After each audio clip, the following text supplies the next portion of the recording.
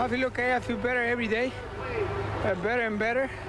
And today that was great. I didn't lose so much time. I think I keep the jersey till the end. Well, I'll say it again. I've said it all along. I want this race, and I want it bad. And if that means time trialing my ass off, then I guess I'll have to. A confident Raul Alcala and a defiant Lance Armstrong. Yesterday, the top two contenders in this race, they clashed on Beach Mountain. Armstrong gained 4 seconds over the Mexican, but he still remains 19 seconds behind, and time is running out for the Texan. The race goes on.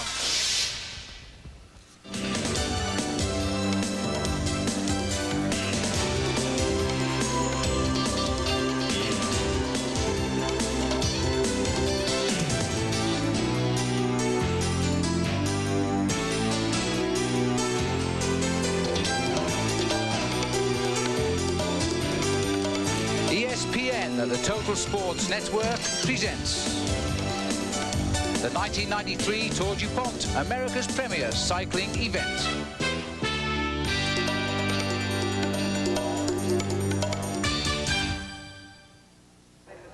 The sun is still shining. The riders are now waving goodbye to the mountains of North Carolina. It's all downhill today, all 145 miles as they go from Banner Elk down to Winston-Salem. Hello again, everybody. I'm Phil Liggo. Well, this little fella here is a woolly worm from Banner Elk, and they race these. And depending on how many bands they have, it tells you just how hard the winter is going to be. But the riders in this year's Tour DuPont aren't thinking right now of the winter. Raul Alcala now leads this race by just 19 seconds ahead of Lance Armstrong. But today, as we race towards another sprint finish, it should be a day for the sprinters, and it might be a day too for local riders to score. Let's go over to Brian Drever. Since this race began, we've been looking forward to the finish into Winston-Salem. At least I have, because I've known the man who is going home that day since, well, he was a little guy. He wore the leader jersey in the very first time this race was ever held in the Tour de Trump. Thomas Craven, I can only imagine what it's like even to have the opportunity to win a race this big in your hometown. Well, it's pretty much frightening, I think. There's a lot of pressure, but hopefully I can bring it up. Well, we certainly wish you the best of luck in that regard, and I guess we'll be watching closely along with everybody else in the field. But, you know, on a little more serious note, we're going to talk to Jim Copeland right now because, well, let's face it, Jim, you're a transplant. You only moved there a year ago. But seriously, you guys have got the Team GC prize right within your reach, and it's going to be kind of a worst to first story, maybe like the Dallas Cowboys.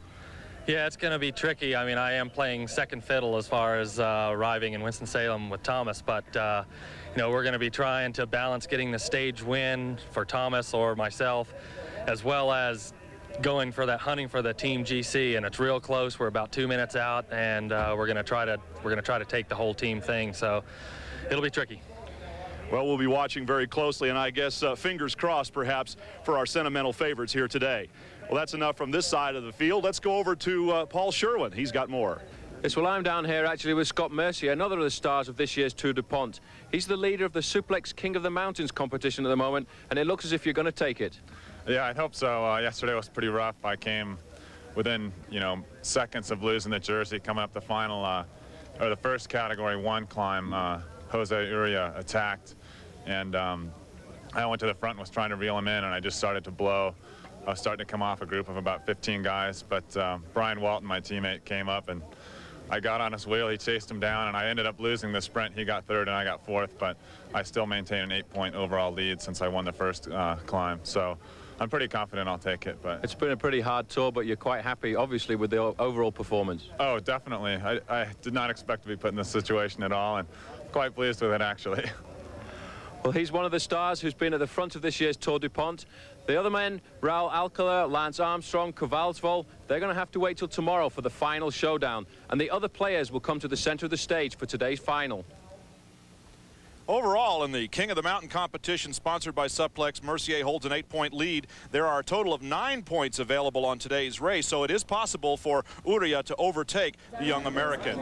In the sprint competition, though, it is a wide-open affair, although Wieben Rienstra of the Subaru Montgomery team holds a 15-point bulge. There are 30 points available on today's race, and only 15 points behind him is Malcolm Elliott of the Chevrolet LA Sheriff team. So we will be keeping a close eye on the Cheetah Jersey battle. And there are the standings, as you can see, a 15-point difference. Sven Teutenberg, who has sprinted well early in the race, has fallen back somewhat and really has no chance of taking the overall prize. So this morning they set out from Banner Elk, 142 miles, the second long day on the Tour DuPont. And in just 2 days, the riders in this race will have pedaled 293 miles, not to mention the 130 miles or so they will travel by car. Today's stage is another long one. From Banner Elk in North Carolina, we go east. We go along the Blue Park Ridgeway, and then we head down to a first-time finish in Winston-Salem. And as Brian has said, it could be a home win when we get there. It's a bustling city, and it's waiting for the Tour DuPont to ride into town in beautiful sunny weather.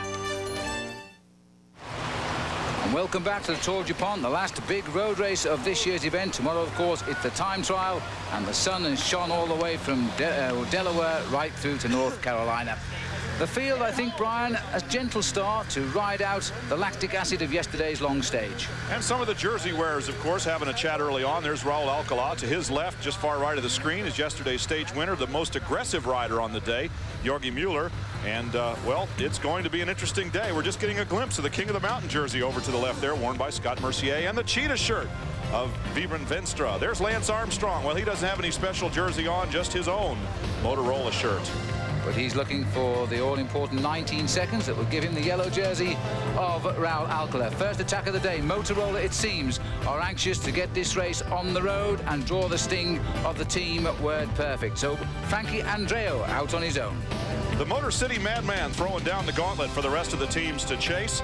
And there he is, getting caught, and it's the Chevrolet LA Sheriff who are doing the work. And Jeff Pierce, the captain of the team, goes right up there with Sheriff Jamie Polinetti and get the job done.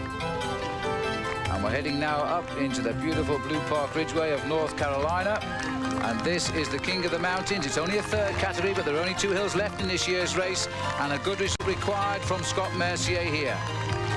The situation on this third category climb is that the winner will get 6 points, 5 for second, then 3, 2, and 1. And so Scott Mercier has a very tough job ahead of him. He's got to make sure that he stays close. Here's the situation. We have a third category climb of 6 points to win, a fourth category climb with 4 points to win. And there is an 8-point difference between the two, and that's the job that Mercier has, to keep Uria close. And here's Uria leading up over the first hill. He has taken that first KOM and the 6 points, but Mercier was in 4th spot behind these 3 men.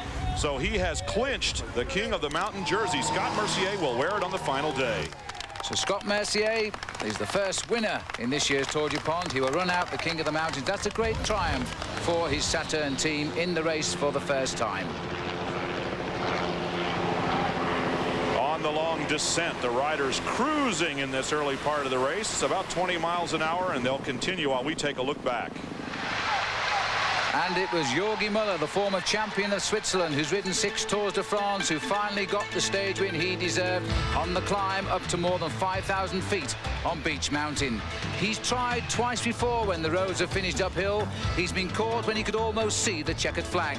Scott Mercier, too, was having a great day out, Brian. Well, he chalked up a bunch of more points right there, and that put him way out in front of Uria. But we have to give credit where credit is due. The young man from the Klaas team, who is riding in 2nd spot in that King of the Mountain, Uria, is doing a great job. But here's the finish going up to Beech Mountain, and Lance Armstrong, he is young, he is full of vinegar, and he attacked 3 times on the climb, leaving the gap to be closed by the yellow jersey, Raul Alcala himself. It was on this climb, really, when the Subaru Montgomery rider, Atle Volzol, second for the past 3 years, had to gain time over the 2 riders, Alcala and Armstrong, not to mention Jorg Mueller here. In fact, Volzol was dropped by these 2 riders as they approached the line. Alcala was the first man to counter the attack of Armstrong. He wasn't concerned about the whereabouts of Jorg Mueller because at this moment in the race, overall, it didn't worry him. Alcala has gained back the time or the distance that Lance Armstrong threw at him. And then on the final little flat, which Lance Armstrong knew very well because he had come here 2 weeks ago, a week before the start of the race, rode the whole course and knew that the top flattened out a little bit. So as Jorg Mueller, Yogi they call him, gets the stage win, Lance Armstrong attacks Alcala again, gets 2 seconds in time on the road, plus a difference of 2 seconds in the bonus. That's the 4 seconds that he gained, leaving him 19 seconds back for today instead of 23 as it was a day ago. So that's how the race stood as they started out this morning from Banner Elk. A beautiful touring ride, but these racing cyclists aren't tourists. They're really in to win the big money. A chain off here, and there's been a lot of chain off. This is Ron Kiefel, in fact, from Coors Light. He has had a marvelous tour this year, Brian. First time on Coors Light for him. Well, he got a stage win a couple of days ago. He was on a 100-mile breakaway the day after that, and then followed that up as the best finisher for Coors Light in yesterday's Beach Mountain finish, taking 7th place. Ron Kiefel has had an amazing tour. He is rejuvenated with his return to the United States. The sprint competitions, 4 of them here today, and the race for the cheetah striped jersey, the Lycra sprint competition taken by the man who's wearing it. Winston Vinstra is going to clinch this prize if he keeps sprinting that way. He holds a 20-point edge now over Malcolm Elliott, having put another 5 points in the bank. So it looks as though Winston Vinstra is going to give Subaru Montgomery a lot more than just a consolation prize in this race. So the race is reforming at the front and is being run off at quite a high speed. But there's still the decision to make who will win the stage when we get down to Winston-Salem. We'll take a short break. Don't go away. Up at 7 Eastern, Barkley and the Suns get burned in Texas. Jordan goes to his left because he has to. Horsepower from the Preakness, horsepower from Indy as AJ says goodbye on Sports Center at 7 Eastern. And we're back with the Tour DuPont battling out the final miles of the road race in North Carolina. And it's been all action since the first hour of the race has passed by. Scott Mercier confirmed as the winner of the King of the Mountains. That's one winner from the United States today. And Winston Vinstra still trying to hang out to win also for an American team the sprint competition. Little breakaway going. These breakaways have been going all of the time. Even Alcala has been trying to mix it with the leaders. Well, he's been chasing all day, too, because a lot of his word-perfect teammates are pretty tired at this point. Naturally, he's been keeping a close eye on that man, Atle Valsvold, and Raul Alcala, very active and actually looking a lot better today than he did yesterday. I would have said on yesterday's stage that he didn't look so good at all. The Motorola riders up front, of course, defending Lance Armstrong, and really a good shot right there because here's Steve Bauer, and look, well, you just couldn't get quite a look at it, that funny 62-degree seat angle bike that he rides, but what you can see is Team Motorola all over the front right now, reeling in riders who have escaped temporarily off the front. The Belgians have been very active throughout this race. So the little group, Alcala going clear with Subaru and Montgomery's Atle Valsvold policing one another. They've all come back together. The pressure has gone off. But they're really trying now to chase down for the first big prize today. Oh, look at this. Well, the marshals, and they've done a great job over these last 11 days. Hats off to them. And they have more fun than just about anybody else. And here's a pattern that we have seen repeated several times. The Belgian Koolstrup riders have attacked, counterattacked, and continued to do so. And sure enough, at this sprint, it's Frank Corvers of Belgium and the Koolstrup team who takes the sprint out on the road. But it's really insignificant other than it did not change the standings. Now, here's a crash out on the road. And this is Tom Steels, another one of the Belgian riders on the amateur team, and he is not going to continue. His bike is damaged. He doesn't look so good, and he's not very happy about it either. These crashes can be very frustrating after you've ridden nearly 1,000 miles to have yourself taken out of the race, not of your own fault. Well, that's very sad because he's a day away from finishing. He's a young amateur rider. I can imagine his frustration as well. But I think he's hurt his collarbone and he will have to retire from the race. That is an awful shame.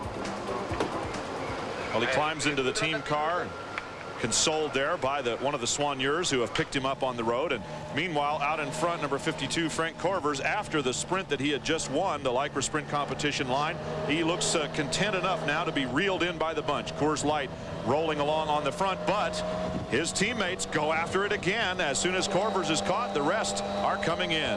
Well, just take a look at this now. The Koolstrup team today have done one-on-one. Every time a man has been caught from their team, another man on the team has attacked. Frank Corvers has won the big prize at Elkin. Wow. Whoa. Well, it's not often to see the dog go the other way, Brian. But I once saw a race where somebody said, fight the one in the yellow jersey. But that today will be Raul Alcala. I was once in a race where a dog was not as fortunate as that one was. Glad to see that he got away without being hurt. Another Belgian attack and a counter by Roy Nickman, the nose gunner for Team Coors light. He's the guy that rides on the front, and anything that goes, you're likely to see Roy Nickman chasing it down. But this time it looks like Nickman has decided to say, okay, fine. I'm not just going to chase this one down. I'm going to make it work. Roy Nickman punches in, goes to work, and asks for some help there from Nico Eckhout. I tell you, Roy Nickman's had a great tour this last 10 days. He's worked so hard for his team, deserves some success. He's come close, he hasn't yet taken home. He's got together here with Nico Eckhout, but they've been caught. Ameyer's on the launching and attack now. Motorola follows, so too does the champion of Switzerland there in the red jersey, Thomas Wegmuller. Everybody, it seems, sense that they can have a win today down at Winston-Salem. Oh, look at this shunt to the back. Here's a spill, and Scott Mercier, the king of the mountain, is down. It's a good thing he's already clinched that competition there, because this could be a big problem for him if there were climbs yet to come. You see Mercier and a number of other riders having their problems, but it looks like they're going to get it back. He's down. Chris Shear, very quick to make sure that his team leader wasn't injured there on the same Saturn team. They're all up and riding, and the leader on the road is trying to get to Winston-Salem first. Come back, we'll find out if he does. And the riders are in full cry, enjoying the warm sunshine. This is the Chevrolet LA Sheriff team. They want the victory in town, but you know, they've got a lot of work to do yet. Benjamin van Itterbeek has held on to a breakaway since 115 miles into the race. He rolled across the line first at Pilot Mountain, which was one of the sprint competition lines in the Lycra Sprint Jersey competition, and he has been away ever since. But Chevrolet LA Sheriff, of course, they've got the two homeboys, Jim Copeland and Thomas Craven, that they're trying to set up for the win. And both of them are in the bunch. Craven has been very active at the front. Jim Copeland had some problems early in the race, getting a very slow attention after a small crash early in the race. But he has regained the field, and he is right back at the front, helping his team chase this man down, and they want to catch him badly. Well, I saw Benjamin van Itterbeek ride like this in Paris-Roubaix this year, the queen of the classic races. He was away on his own.